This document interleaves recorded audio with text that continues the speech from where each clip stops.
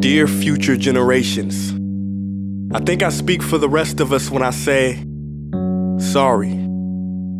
Sorry we left you with our mess of a planet. Sorry that we were too caught up in our own doings to do something. Sorry we listened to people who made excuses to do nothing. I hope you forgive us. We just didn't realize how special the earth was. Like a marriage gone wrong, we didn't know what we had until it was gone. For example, I'm guessing you probably know it as the Amazon desert, right? Well, believe it or not, it was once called the Amazon rainforest, and there were billions of trees there, all of them gorgeous. And oh, you don't know much about trees, do you? Well, let me tell you, trees are amazing. I mean, we literally breathe the air they are creating. They clean up our pollution, our carbon. They store and purify water, give us medicine that cures our diseases, food that feeds us, which is why I'm so sorry to tell you that we burn them down. Cut them down with brutal machines, horrific, at a rate of 40 football fields every minute. That's 50% of all the trees in the world gone in the last 100 years. Why? For this. And that wouldn't make me so sad if it weren't so many pictures of leaves on it. You know, when I was a child, I read how the Native Americans had such consideration for the planet that they felt responsible for how they left the land for the next 7 generations. Which brings me great sorrow, because most of us today don't even care about tomorrow. So I'm sorry. I'm sorry that we put profit above people, greed above need, the rule of gold above the golden rule. I'm sorry we use nature as a credit card with no spending limit, overdrafting animals to extinction, stealing your chance to ever see their uniqueness or become friends with them. Sorry we poison the ocean so much that you can't even swim in them.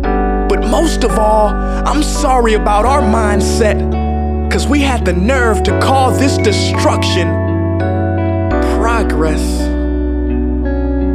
Hey Fox News, if you don't think climate change is a threat, I dare you to interview the thousands of homeless people in Bangladesh. See, while you were in your penthouse nestled, their homes were literally washed away beneath their feet due to rising sea levels. And Sarah Palin, you said that you love the smell of fossil fuels. Well, I urge you to talk to the kids of Beijing who are forced to wear pollution masks just to go to school. See, you can ignore this, but the thing about truth is, it can be denied, not avoided. So I'm sorry, future generations. I'm sorry that our footprint became a sinkhole and not a garden. I'm sorry that we paid so much attention to ISIS and very little to how fast the ice is melting in the Arctic. I'm sorry we doomed you, and I'm sorry we couldn't find another planet in time to move to. You know what? Cut the beat. I'm not sorry. This future, I do not accept it, because an error does not become a mistake until you refuse to correct it. We can redirect this. How? Let me suggest that if a farmer sees a tree that is unhealthy, they don't look at the branches to diagnose it, they look at the root. So like that farmer, we must look at the root, and not to the branches of government, not to the politicians run by corporations. We are the root, we are the foundation. This generation, it is up to us to take care of this planet. It is our only home. We must globally warm our hearts and change the climate of our souls and realize that we are not apart from nature, we are a part of nature. And to betray nature is to betray us. To save nature is to save us. Because whatever you're fighting for, racism or poverty, feminism, gay rights, or any type of equality, it won't matter in the least. Because if we don't all work together to save the environment, we will be equally extinct. Sorry.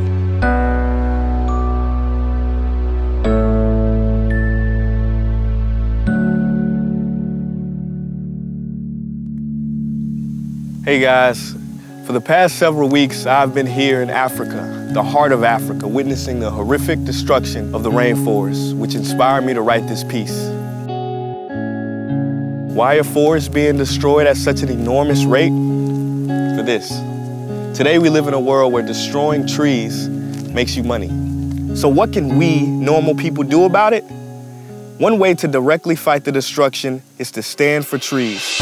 By standing for trees, not only can you save the lives of trees, help forest communities, and protect the rights of animals to live in their homes, but you will also balance the amount of pollution that you yourself give off with your everyday activities, making you a part of the solution and not the problem.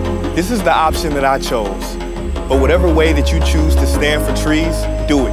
Because a wise man once said, when the rivers are all dried up and the trees cut down, man will then realize that he will not be able to eat money.